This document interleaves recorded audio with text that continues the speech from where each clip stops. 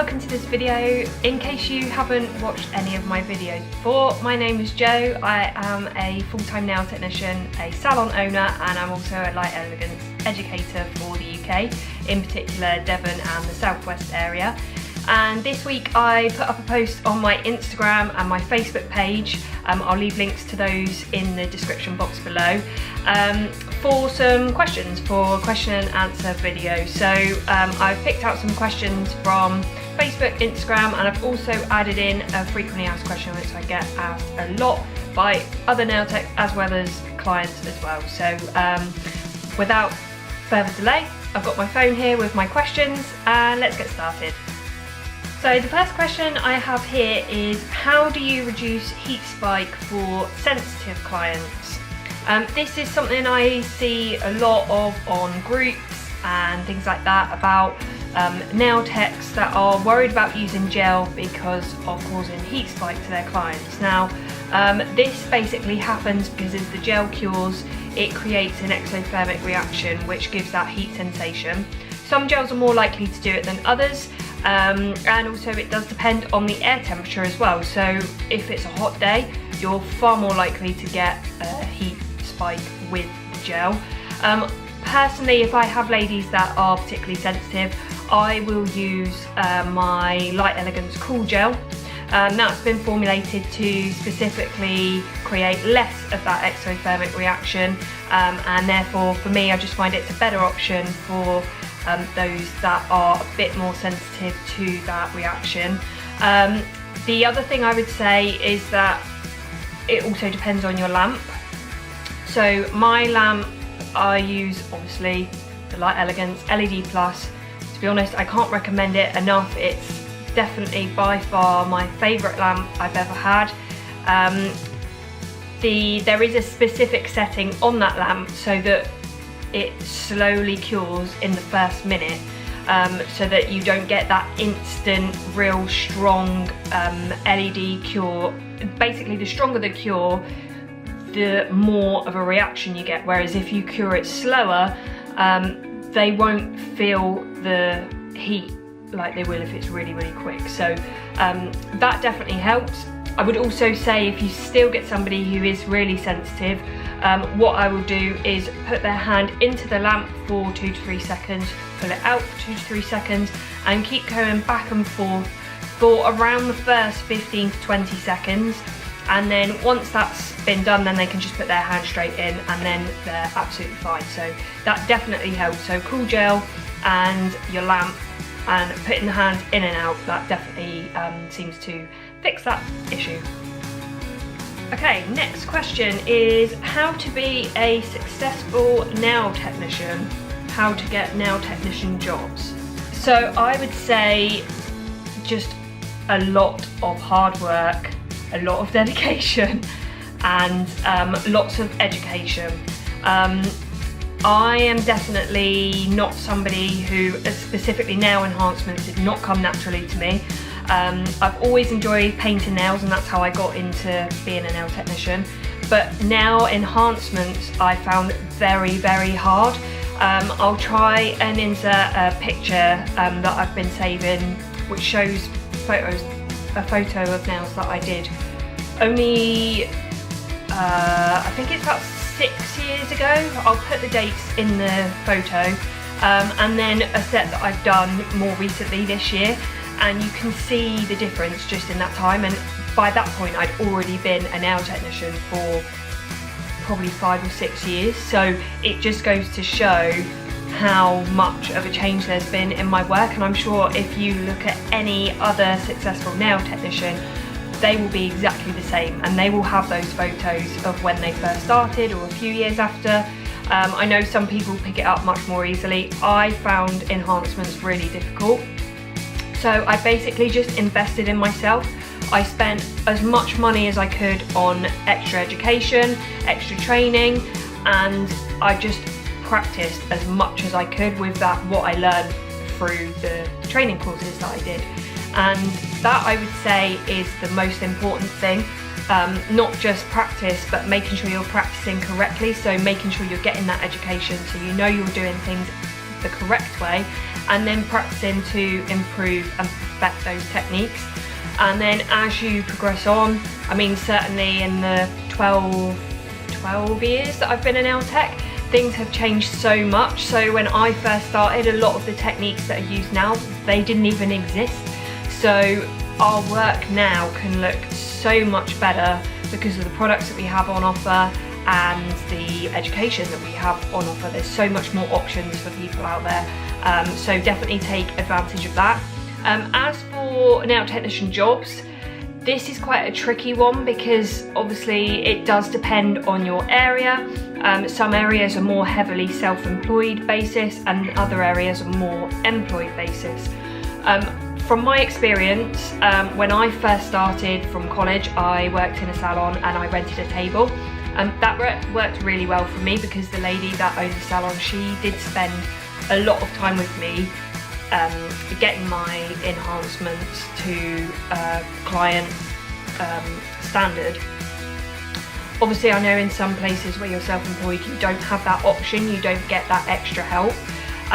So I would just really look for somewhere where if you're just starting out, look for somewhere where there is opportunity to learn more, and whether that means you're working with other nail technicians and you can learn things from each other, or whether you work for a salon where it's owned or it's run by more of a senior nail technician that can pass on her skills and knowledge to you. Again, I know this is not always easy, and if that isn't available to you, then obviously just get practicing and, like I say, pay for that extra education as and where you can, so that you're constantly improving your skills. How is the best way to cap short nails without a free edge? This question will vary depending on whether I'm using gel polish or whether I'm using hard gel. I'm going to presume it means hard gel, but I will just touch on gel polish as well.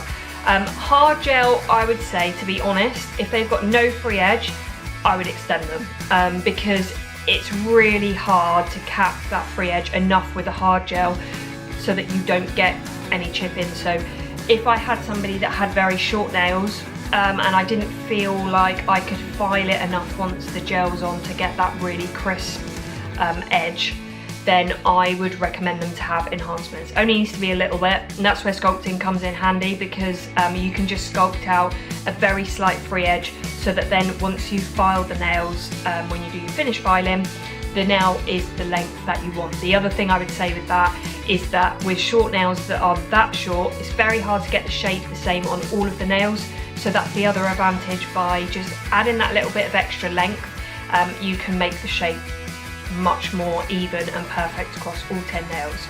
If it's gel polish, then it can be done. I just basically, where I would normally be painting that way, I flip my brush up and I push down over the end of the free edge of the nail. By going over the end of the free edge, basically what you do is, as you pull the brush back, you leave a small amount of product. Obviously make sure that most of the product's been scraped off the brush. You don't want like a big blob. But if you do that, it seals that free edge in without getting it all over the skin, because that's the hardest thing with gel polish. If you're trying to swipe the end of the free edge and it's touching the skin, it just ends up a total mess. So definitely flip your brush around, push down over that free edge. Do it before you put the colour on the rest of the nail, so you can really see that that free edge is sealed, and then go ahead with the rest of your application. Obviously just remember that application for every layer of the gel polish, not just the base or the colour or whatever. Make sure it's all layers so that then it's really fully sealed. Do you think you'll ever take on new clients, and do you have a waiting list? This question is probably one of my most frequently asked questions. I am very lucky, and I would say if you work really, really hard, not only at the nails but with your client service and the rapport that you build with your customers, you will gain very loyal clients. And that's what I am lucky enough to have done over the years. I first went self-employed. I started doing a bit in the evenings alongside my main job. That was probably about 5 years ago now. And then I went completely self-employed just over 4 years. It's probably even longer than that, time just goes so quickly. But over that time I've picked up clients, and I would say a lot of my clients have been with me for 4 to 5 years. So my clients don't really move on as such unless there is a particular reason. So the only real reasons that I've had people leave is that they've had a baby, or they've moved away, or maybe budget has meant that they can't have them done and they've maybe gone to somebody else. At the minute they have the option of going to somebody else in the salon, so at least they get the same sort of level of quality. But to be honest, because my clients don't really go anywhere, I have no idea whether I'm taking on new clients in the future. I would say it's probably unlikely, because I have the training side as well now that I'm concentrating on. But you never know. If I do ever get spaces, I will post it on my social media, so Instagram and Facebook, any spaces, I will promote them on there. That includes one-off spaces. That's not happened for a while, but if I do get a one-off space, I do advertise that on social media, so keep an eye out. I don't keep a waiting list, because I used to have one and I just had it for like a year and a half, 2 years, and nobody ever moved off of it. And it's kind of one of them where you don't really know, people have probably found other places, so it's just easier for me because spaces don't come up very often at all. I'm very lucky that my customers are very loyal. So yeah, just make sure you're logged up to my Facebook page, and you'd like my Instagram, and make sure you get notifications as well, because I know Instagram posts, you don't see everything anymore. So if you want to know about one-off appointments, make sure you've got the notifications turned on for when I post, and if any one-off spaces do come up, then I'll let you know. There might be a couple at Christmas, I'm not sure. I'm just waiting for my regulars to finish booking in their regular slots, so definitely keep an eye out for that one. Do you ever need to pinch the nail, and if so, what type of nail do you pinch? Okay, so pinching is definitely something that I see more of now than ever before. Back when I first started, I'd never even heard of pinching a nail. I had no idea what it meant.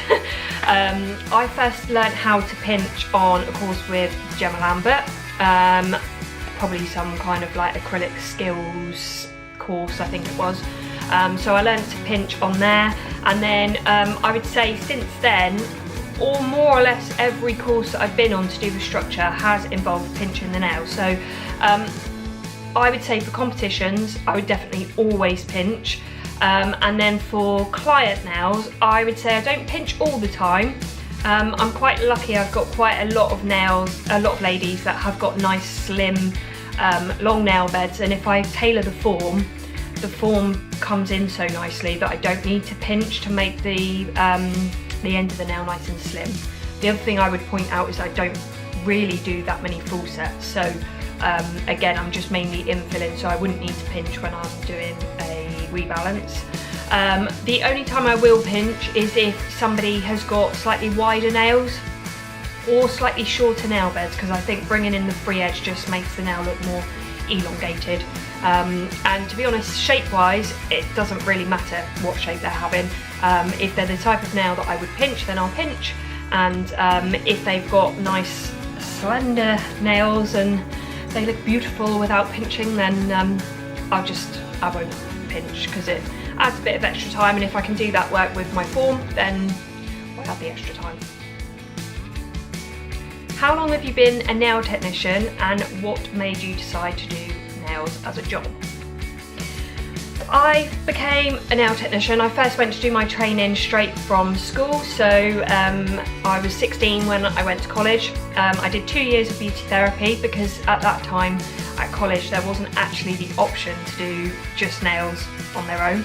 We were the last year, I believe, that it was all incorporated into one course. I really enjoyed the course, but definitely at the end of that, nails was definitely the thing for me. And then I went straight into a job from there. I did have a break from nails, because when I first started, it was, as I said, it's nothing like it was now. And to be honest, because we didn't have things like shellac, gel polish, the only option really was, if you wanted colour, was to have regular nail polish, and you got to sit and wait for it to dry.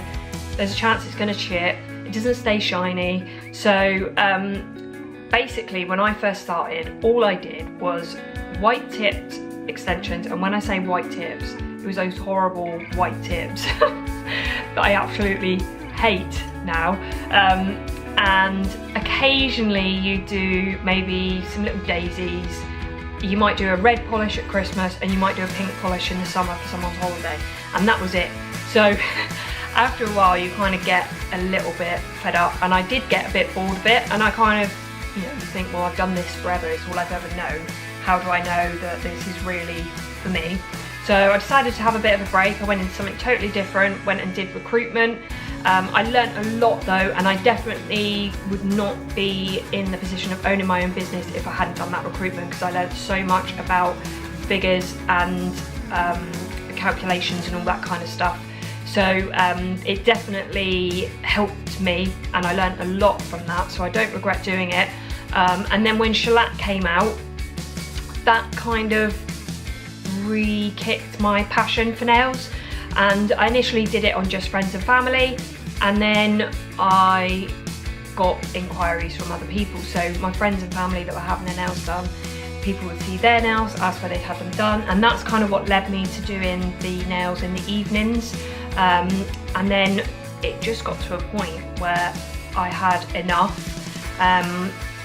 I then went to work in a salon, and that didn't work out, so I just decided it was time to work for myself and to just give it a go. So yeah, that's what got me started with nails. I'd always loved painting nails, and it was my friend at school who was doing a hairdressing apprenticeship, and she said to me, because we were talking about what we were going to do, and I didn't really know what I wanted to do at that point, to be honest. I was meant to be going to sixth form, which is what we do after we've done our GCSEs in this country, and I basically was going to do art, graphic design, and I can't remember what the other one was, but it was still creative stuff. And I always say, if I hadn't done nails, I would have done something creative, whether it be photography or graphic design or some illustration, something like that. I would have done something creative, because it's just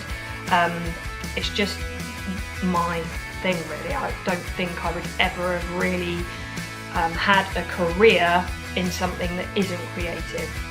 And she basically, we were having this conversation, and I was saying, you know, I don't really know what I want to do. I'm doing these subjects because I enjoy them, but who knows from there. And she said to me, why don't you do nails? And it's so obvious to me, because I was so obsessed with nails. I had a bazillion nail polishes. I painted my nails all the time, and just that one question just made something click in my head, and that was it. Once I decided that's what I wanted to do, that was that. So and now I can't really imagine doing anything else. I don't think I could do anything else, to be honest. What do you find is the most challenging to your nail tech skills? This is quite a tricky question. I would say skill-wise, I find the most tricky. There is one nail art technique which I have just never been able to get to grips with, and that is, now I never know if I'm saying this right, aquarelle or aquarelle or something like that. It's like watercolour painting basically, and I can't get to grips with it. It's just not for me. I've tried a million times, I can't get it. I've done a course on it and it still hasn't clicked, so I think it's just not in my forte. I would say the other thing that I find a little bit challenging is the 3D work. I see a lot of 3D flowers and stuff from people who do acrylic, and obviously I used to be able to do that, but now I can't use any acrylic due to allergic reactions, so that's a bit of a shame, and that is a bit of a challenge sometimes, because I'd like to be able to do it, and I can't. Would you ever fancy doing a themed hand-painted competition style set? It's definitely something I would consider doing. Competitions is something that I wish I was able to spend a little bit more time on and be able to do a bit more, really. I definitely prefer on the day competitions. I've never done a photographic, but I just like to be able to go, do it and come home. I don't want to do all this, you do this one day, you do this another day, you do it, no. It's not for me. I just like to be able to go and do the competition. So it's definitely something I would consider. I think for now I prefer focusing to try and do competitions. I definitely want to, hopefully, time and budget permitting, I would love to do more competitions next year. But I think to begin with I'd like to concentrate on more of the technical structure categories. Nail art for me, I don't know how well I would fare in a competition because I kind of get a bit lost in it and time just goes out the window, and obviously in a competition you have to kind of keep to time. So possibly in the future it's definitely something I would consider, and I love looking at all of the nail art competition work, so I'd definitely be interested to learn more about all of that in the future. If you could have one-to-one training with any nail tech anywhere in the world, who would it be? Oh my god, this is such a hard question. This is a really hard question. There's so many people that I look up to for different things, so I'm going to cheat this question a bit and I'm going to give different answers to different aspects. So firstly, if it was light elegance, of course it would have to be the one and only Selena Ryden. That's obvious. If it was nail art, hand painted nail art, it'd definitely be Agnes Sebastian, who's with Crystal Nails. Her nail art is just amazing. She is what I would call a proper artist. She could paint a picture on a nail. It's amazing, and some of the things, if you follow her, I'll try and link her below to her Facebook page. If you have a look, she's done paintings of dogs and stuff, which anyone who knows me knows I love dogs. So I absolutely love that. I'd love to do a one-to-one to learn that with her. Who do you admire? Who do I admire? Now this one, it does depend in what sense I'm answering this question. So I admire a few people. I admire Gemma Lambert. I think what she's done with her education and really promoting the importance of education, I think that's really inspiring. I admire Selena Ryden because of the way that she promotes herself and her work and what she does for Light Elegance, so I really admire her and I look up to her a lot. And I would also say there are a couple of salon owners that I follow that really inspire me, more from like the business side of it and the advice that they give. So there's quite a few, so I'm not going to name them because I'll be here forever, but they all inspire me. To be honest, I get inspiration and I admire a lot of different people. They're just kind of a key couple.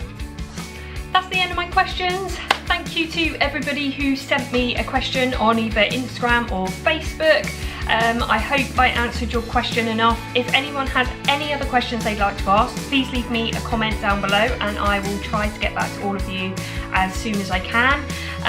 Make sure you subscribe for more soon. I've got another vlog coming next week, and I will see you in my next video. Thanks guys, bye.